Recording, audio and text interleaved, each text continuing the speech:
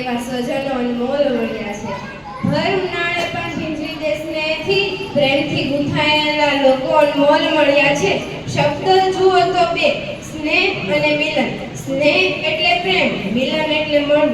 સ્નેહ મિલન એટલે શું? પ્રેમથી મળવું, કે જેને પ્રેમ હોય તેને મળવું, કે પછી અજાણ્યા હોય પણ આપણા બનવા માટે, પ્રેમ શોધવા માટે મળવું.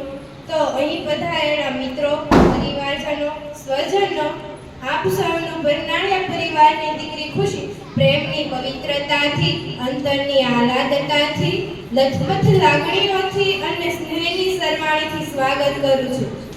આજે હું તમને પરિવાર વિશે કંઈક કહેવા માંગુ છું. જેમનો સ્વાર્થ એકબીજાનું સ્મિત છે, જેમની ખુશી એકબીજા પર આધારિત છે, જે બંધન નથી પણ જોડાણ છે, તે તો સંબંધોની ખાણ છે.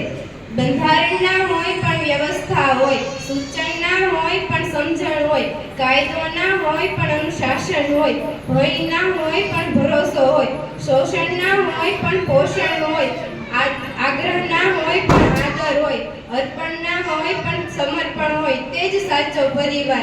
હા, હું માનું છું દરેક ઘરમાં, દરેક પરિવારમાં સમસ્યા જરૂર હશે, પણ તે લોકો ખુશનસીબ છે કે જેમની પાસે પરિવાર હોય છે.